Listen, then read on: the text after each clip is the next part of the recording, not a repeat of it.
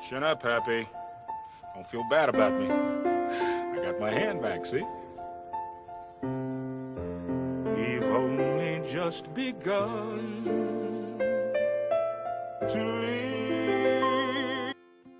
Hi guys, Josh from the ITR team. Welcome to episode 2 of the ITR Talks Series. Today we are joined by current touring professional on the Challenge Tour, Jack Floyyd. Jack, thanks for coming along and having a chat with us today, mate.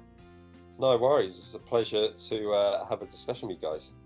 Oh yeah, we do really appreciate it. Whereabouts in the world are you today, mate? I'm currently back in the UK. I just got back from Dubai at the end of last week, and then I'm back out there in about 10 days' time for 2 events on the Challenge Tour for the UAE Swings, which would be good, yeah. Living the absolute dream, getting out of the rain in this country. Trying to. It's living the dream when the golf's going well, that's for sure. Right, mate, are you ready to get cracking? Let's do it. Right, first question. How did you get into the wonderful game of golf? I think I have to put that down to my father. He was at the golf club a lot as a kid, and I sort of tagged along, and then I think that's how it works for a lot of people, but that was certainly the case for me. That's what I remember anyway. Nice. When you first started, how old were you? God. My first interest in the game was when I was quite young. I want to say sort of seven or eight.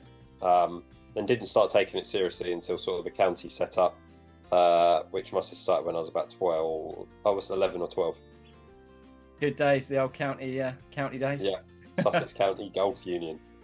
When you first started, did you just sort of pick it up naturally, or did you go the route a lot of people go, like having lessons with the pro at your local course? Yeah, I certainly picked it up naturally, but then again, I was guided by, funny enough, my swing coach who I'm still with now.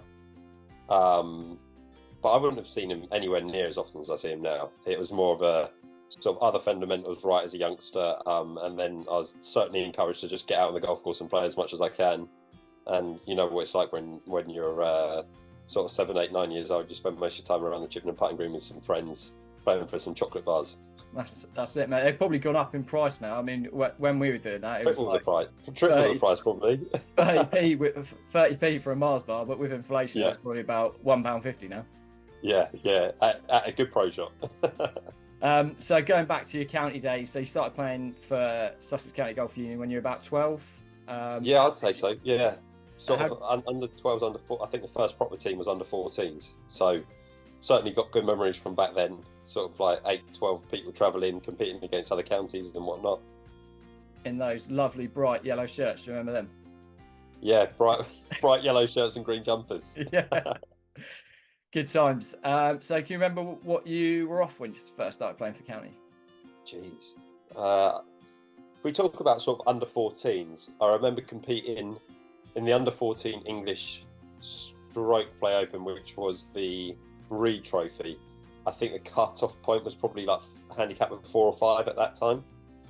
So obviously the old handicap system, I want to say around there. So the under 14s, I'd say the lowest I got at the age of under 14, so say 13, 14 was probably 3 or 4, I'd say. Did you have a good junior setup at your home golf club? We did, to be fair. I remember when I was a real youngster, we almost had sort of 2 or 3 divisions in the junior category, so it was phenomenal. And I remember the junior organisers at the time were big into it, but obviously it's fizzled out a little bit now. I think it's sort of on the up again, but when I was a youngster as part of the junior section, sort of 10, 11, 12 years old, it was booming for sure. Yeah, it's like the same at our club. I don't know what's happened to it, but it just seems to be dying out slowly, unfortunately. But I know, yeah. Hopefully golf's on the up again, which I think it is. I think there was certainly a wave of kids 4 or 5 years ago where golf wasn't really a thing, but I've seen sort of an uptake in it more recently. It's good. It's good to see. Right, so throughout your junior career, did you have any big wins at all? Jeez, junior golf, not really, no. I wouldn't say. Like your typical stuff, some junior opens and sort of junior championships. I won my club championship as a junior multiple times and things like that. Towards the end of my junior career, I played in some more national events. and I had some good finishes. I had a couple of top fives, most notably in the Scottish under-18s, I think it was. But then no wins. I was sort of a late bloomer, so to speak, in the golfing world, I'd say. I wasn't one of the biggest natural talents as a junior. I certainly had to work hard at it. Mm-hmm.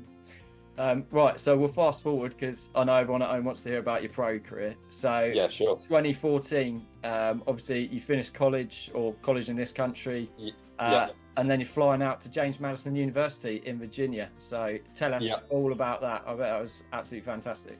Yeah, it was brilliant. So I was out there for 4 years, as you say, and that's where sort of golf really kicked off for me. Obviously, programs out there, you're playing what feels like full time, sort of 6 days a week, and then competing all around the US. So I was based out on the East Coast, went as far out as to Arizona on the West Coast, and then went down to Florida. So I went all over the US playing, which was great. Obviously, you're competing against a pool of guys who are very good. My university was ranked part-time while I was there, sort of top 50, 60 in NCAA Div 1, top division. So I was very fortunate there to be exposed to some players who perhaps my junior career I wasn't exposed to. Realise how good the guys are out there, and certainly made me work a little bit harder. But obviously, again, like the college environment, like anywhere you go, university, whether it be over here or in the States, you are subject to the social side as well. So I was trying to balance that up I was trying to be wise with how I balanced that up, because I certainly slipped down a little bit of a path of enjoying the partying a bit too much at one point, that's for sure. Mate, I know all too well. You're 4,000 miles from home, living by yourself for the first time. It can be a lot of fun. But it sounds like you obviously kept your head on, and I know as well as you do, they're set up in university and college. It basically gears you to a touring professional's life. Well, that's it. I mean, the facilities at any top school are second to none. They're awesome. Like, I mean, we had short game facility on campus. We had two indoor sims, 2 TrackMans on campus. Can use that, have access to it at any time, whether that be in between lessons or if the weather's poor outside. So I was very fortunate in that respect. And I think James Madison has very, very, very good facilities, but I know some of the big schools, sort of top 10 schools, talk about Arizona State. I mean, you go to some of their facilities, you won't believe what you see. I mean, I know you can take some tours online, see videos of their facilities, and it's worth doing because it's quite sensational. And I know a lot of tour pros who are alumni of those schools go back to practice at those facilities. Unbelievable, isn't it? So obviously the 16, 17-year-olds, 18-year-olds that may be watching, would you definitely recommend going to college out there? Yeah, but do your research. They do. When you do speak to universities, they will offer official visits, which is an opportunity to go out there. They may cover some of the expenses or all of them to go out there for you to visit before you do actually start. Worth doing, just making sure that you like the place and it's what you sort of envision and expect, because obviously, like anywhere, things can look a lot better on picture than they do in person. But if you can find a place that looks better in person than it does on the pictures, then you know you're on to a winner. Nice. So 2014 to 2018, you played at James Madison University, as you say, in the NCAA Division 1. So for anyone watching who doesn't know what that is, that's literally the top division of college golf in America.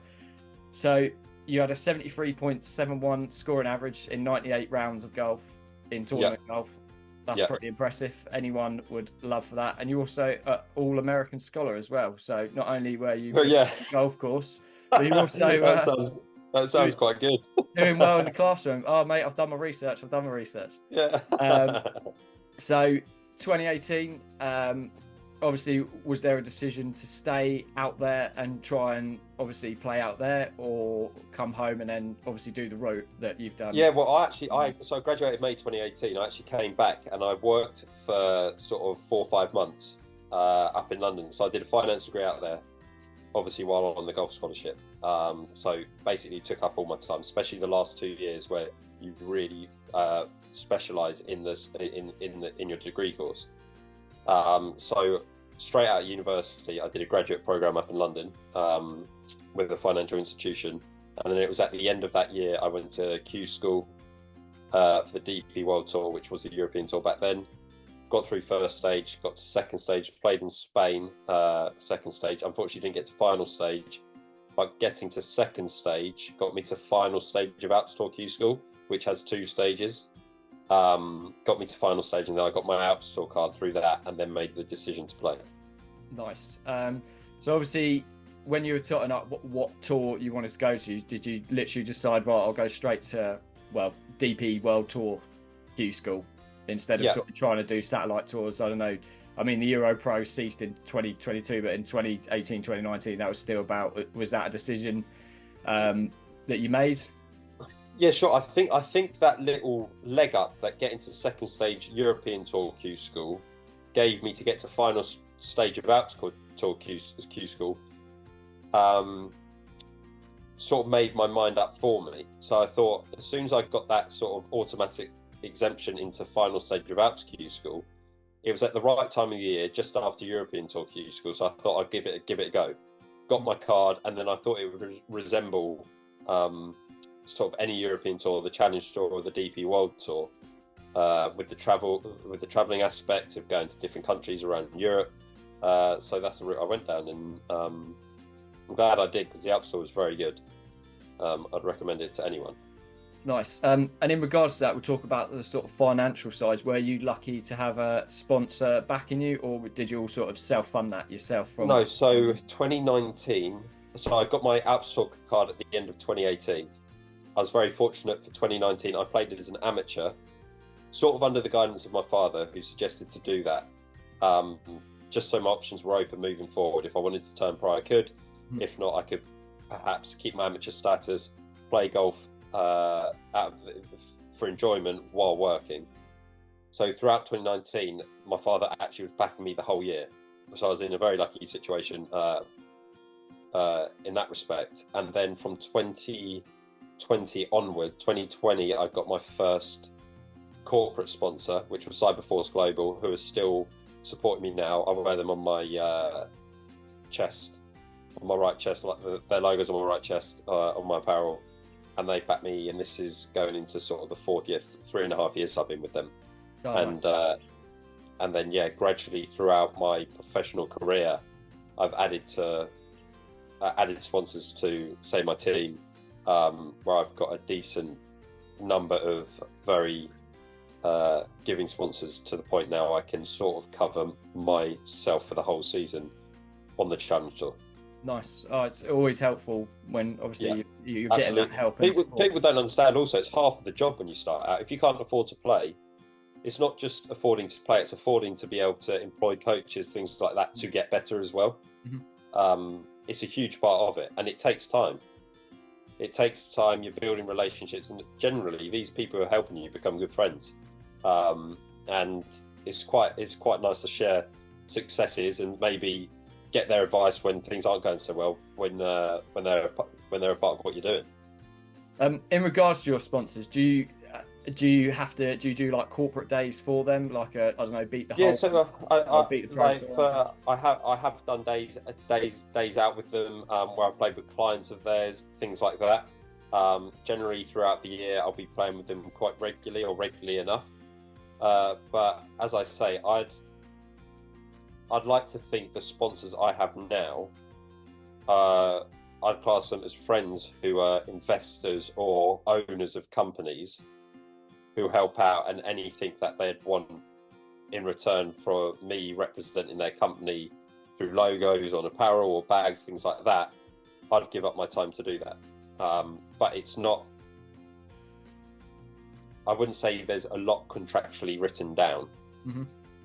I'd like to think that if I'm available, I'll give up my time to do what they ask. Nice. I'm sure they really, really appreciate that as well. Yeah, but it is good. It's good, but as I say, I feel lucky in the respect where it's more of a friendly relationship rather than a working relationship. A business relationship. Absolutely, I think that's important, especially someone in my position, where I'm negotiating everything myself rather than a third party. So at the moment, are you signed with any sort of management agencies at all? I am. I'm with Hype Sports Management and Rocket Yard, who were basically two single entities who joined forces. Mm-hmm. Rocket Yard look after more commercial side of the business, whereas Hype are more player management, sort out itineraries, things like that. But again, they're great. They're two agencies that I certainly get advice from. But again, I like to look after everything myself. So I like to, if I need advice, I'll speak to them. But I try to take care of everything on my own. Nice. Right, back to the golf. So you joined the Alps, first season on the Alps Tour 2019, is that correct? Yeah, yes, that's correct, yeah. Okay, so from my research, so from the Alps Tour, you're on there 2019 to 2023, of which last year you had your first win on the Alps Tour, so that was the Mbaye Open, in which you shot 65, 69, 65, 17 under. That is impressive for 3 rounds down in Egypt. That is unbelievable, mate. Yeah, it was good going. It was nice. I was playing well starting the year. Just prior to that event, I had 2 starts on the MENA Tour, which was actually in Egypt a month. I think it was 3 or 4 weeks prior, and I had a solo second finish there. Nice. So I knew my game was in a good spot. Went out there. Obviously, it was a shame not to win. I think I lost by 1. But then to get back out there, season opener on the Alps Tour to win was huge. Great feeling. Obviously, you feel like everything you put the work into is sort of finally paid off. But then again, it's first event of the year, and the goal last year was to graduate. But obviously, that was a huge stepping stone in being able to do that. So you finished 5th on the order of merit for the Alps Tour in 2023, which obviously top 5, you get a full Challenge Tour card for the following seasons. How did you feel when obviously you got the news? Yeah, I mean, the grand final, as you say, I finished 5th. So as you can imagine, being right on the bubble and last man in, getting my full card, the grand final, the Tour Champs itself was super stressful. Obviously, because it comes down to that event really, make or break. You either get your card or you don't. Simple as that. So, once I realised after the final round that I got my card, it was emotional as well, because you're working towards something and you're so close for it not happening. When it does, you're sort of super happy. It's not just that season sort of that led to it. It's the other season. As you said, my first season was 2019 on the Alps. It's a long old time to be on it. I know it's a year and a half, 2 of that was COVID, but it's a long time to be playing on a tour and not seeing any progression. So to get over that line was a great feeling. Yeah, I bet it was. But before that, mate, I mean, you had 2022. Yeah. You are probably one of a few players in history to play in not just the British Open, but the 150th British Open at the home of golf. Obviously, tell us about your journey, about how you... Yeah, that was mental. So, basically how it starts, I went through the 2 stages of qualifying. You got regionals, which I came tied first, so tied won that one. And then obviously final stage, I think there's about 75 players, and the top 4 players from that day, 36 holes. Everyone there is a bloody good player. Top 4 players make it to the Open. And then I was one of the first groups out of the day. So come the end of the day, sort of 4:35 p.m. when the first group got in, I thought I was just going to miss out. And then a bloke missed a putt. I think it was the penultimate group, which meant everyone on my number was going to be in a playoff to, obviously, sudden death playoff. First man who wins the playoff gets in the Open. So there's 5 guys for 1 spot, me being one of them, and then I birdied the first hole. Wow. I hold a 13-foot putt after hitting driver 5 iron, enter a par 4 to qualify for the Open. I had a couple of friends down there and my family, so that was a lot of fun. That was probably the best feeling I've had on a golf course. Yeah, I was going to say, that just must have felt like all that hard work that you've done throughout your life, and you just held a 13-footer for birdie to tee it up in the Open. That's it. I mean, it was mad. Even hearing you say that, because you don't really think about it. Obviously, it's 2 years ago now. It's just mad to think that it went down. But I remember it. It was just a surreal feeling. But the weird thing is that you qualify, and then you're at St Andrews or at the Open in 2 weeks' time. So it all happens so quickly. So you go from, I can't believe I'm playing in the Open, to, oh, I need to prepare now because I'm playing in my first major and teeing it up in 2 weeks' time. Mate, how was that feeling when you were standing on the first tee playing in the Open at St Andrews? Do you know what? I prepared myself for it to be so nerve-wracking that the actual emotion that I had was dumbed down a little bit, because I thought, oh, I'm not going to be able to feel my arms, my hands, I'm going to be all over the place. Fortunately, St Andrews, as you know, the first tee shot is probably the most friendly on the open rotor, so I was lucky in that respect. It was a back foot stabby 3-iron down the fairway. But yeah, it was awesome to be on that first tee and to have your name announced and like people going mad in the grandstand behind 18 and down 1. It was wicked, really cool. And I had a good number of people up there following, so it was it was good to have some support of guys that I've known for quite a while. Right, it's like just to qualify for an Open is amazing. However, playing it at the home of golf in the home I lucked out, didn't I? I lucked out. What a fantastic at St Andrews, yeah. It was you don't really think about it in qualifying, and then when you hear that you're at that one, you go, oh wow, this is one of those that if you had to pick one, it's the one you'd pick. So I feel very fortunate for that. Did you sort of feed off the confidence in 2022? Did you feel that really helped you moving into your 23 season on the Alps Tour? Certainly. The experience itself, you've experienced something that not many people get to experience. Having said that, after the Open, I had sort of 5-6 weeks where I was making a few changes because all my coaches were there with me. Obviously, under the most extreme pressure, you pick up on things. Mm-hmm. And I'm always trying to improve. Even like I'm still trying to tweak things here or there to become a better golfer. And I think, as everyone knows who plays the game, it's never ending when it comes to trying to improve. You start regressing back to old tendencies, new one. You could have new little lessons that translate differently in the wording that you hear it in, or things like that. So golf's never ending. But the 6 weeks I had after the Open, I played very poor, but I made some changes, which obviously paid off in the long run. Nice. Right, I know we're jumping back and forth, so let's go to this year. Obviously, full Challenge Tour status for 2024. You've been in India about 3 weeks ago for a couple of tournaments. Just for the people at home, tell us what life is like on the road. So if you just walk us through a week of travelling. Yeah, I'll walk you through a typical week. So imagine you finish up an event on a Sunday. Sunday night, typically, you pack up, get ready to leave, fly out to the next event Monday morning. So you spend Monday pretty much travelling. I like to stay in apartments or Airbnb houses with other players. Typically, there's 3 or 4 of us. Monday's sort of all your admin bit days where you speak to any sponsors that you got to speak to, take care of any new deals that might be going through with managers, or if you're making any changes to your pubs, things like that, take care of that. Grocery shop, and then Tuesday's your first real day at the golf course. Tuesday's a practice day, Wednesday's a practice day. Typically Wednesdays are pro-am days, which means the course is shut for half a day. Mm-hmm. So you have to then schedule out your Tuesday, Wednesday morning or afternoon accordingly to be ready to go come Thursday.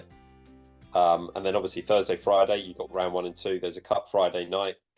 And then Saturday and Sunday, the top 60 in ties from 156 players play the weekend.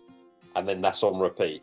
And I think in 4 weeks' time, I have 18 events in 21 weeks. So that little circuit of days will just repeat itself week in, week out for that amount of time. Are you in that 21 weeks? Are you travelling a lot of time zones as well? Time zones not so much because we come back to Europe. So obviously I'm off to the UAE a week on Sunday. I've got 2 out there. Got a week at home, and then I go to Spain, and then from Spain onwards it's all in Europe up until I want to say October time.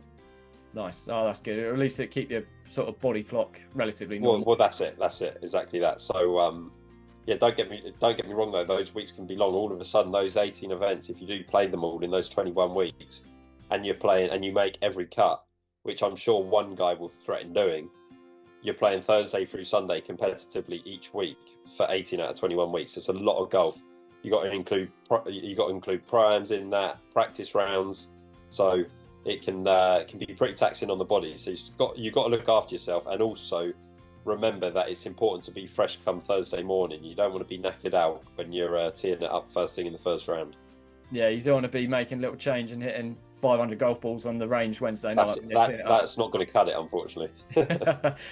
Just talking on the sort of fitness side of the game, obviously when we were juniors, that was up and coming as obviously the next big thing. Do you focus a lot on sort of keeping yourself fit and your fitness? Huge. I'm big into it, and you speak to anyone on tour, I'm almost probably over obsessive about it, but fitness is a hobby of mine as well outside of golf. But yeah, certainly you see, especially on the Challenge Tour, DP World Tour, most guys are certainly doing something for their fitness, or I'd say almost everyone. And as I say, if you're playing all those events come summertime, one, your stamina's got to be half decent, and two, a lot of the strength side of it is injury prevention. If you're weak and you've not got much, and you can't stabilise yourself, or and you're off balance, that's going to create injury in itself. So it's basically being strong enough to be robust, so you don't become injured. That's basically where we're trying to be at, while trying to obviously keep our bodies in a spot where we can move quick. Because as you know, as everyone knows, you've seen Bryce in the last few years.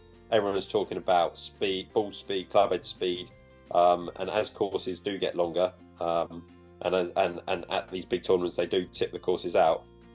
Being a little bit further down the fairway off the tee certainly helps. Nice.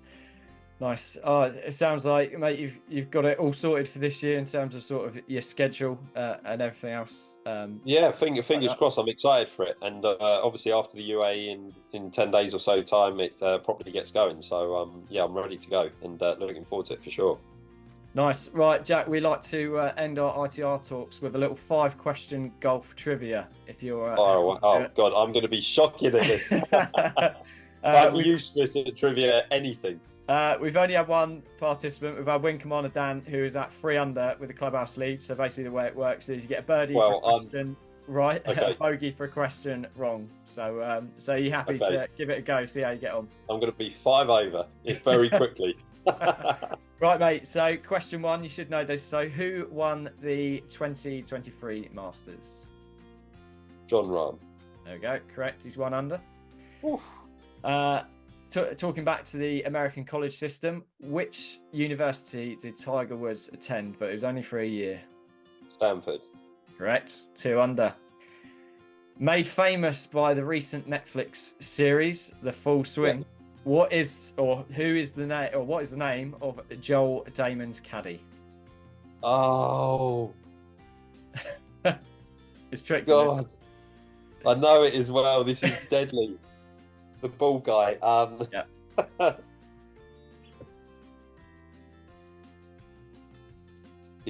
don't know. You got to tell me it's going to. So it's Gino Bonelli. That's it, Gino.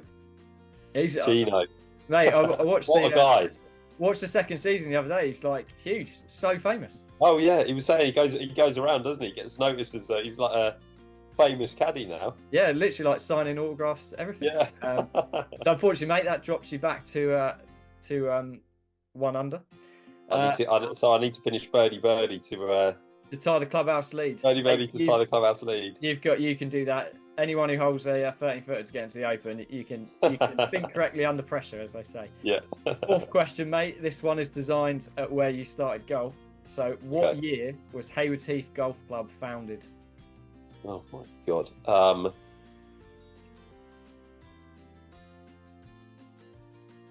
1922. Correct. Back to 2 under. So he's 2 under going down the last. Can he make that one? I pulled out of nowhere for the playoff. So this 5th question. We always do a true or false question. So has Tommy Fleetwood ever won on the PGA Tour? True or false? False. Correct. He's never won. Got in a playoff last year at Canadian Open. That's as close as he's got. Tied the lead. He's finished strong. Clubhouse lead at 3 under with Wing Commander Dan. There's two groups in, and we've got 2 at 3 under. But there we go. Anyway, Jack, I want to thank you ever so much for taking the time out of your hectic schedule to have a chat with us. today. Obviously, we really appreciate it, and hopefully everyone watching has learned or got a good insight to a touring professional's life. If you want to keep up with Jack's progress, give him a follow on Instagram. He's at jack.floyd. So yeah, we just want to really thank you, Jack, for taking the time. Josh, it's been a pleasure, mate. Thank you for having me on. And it's good fun. Yeah, it was. I finally enjoyed it. I reminisced on a few county memories there as well. I know. Good old days. Good old days. Right, mate, best of luck for the season. Obviously, we'll be keeping up with how you're getting on. And when you're back in the UK for a Challenge Tour event, we'll be there watching you, mate. Brilliant. Love it. Thanks, mate. I appreciate it. No worries. Take care of yourself. Speak soon, Jack. Speak to you soon, mate. Bye-bye. See you later. Bye.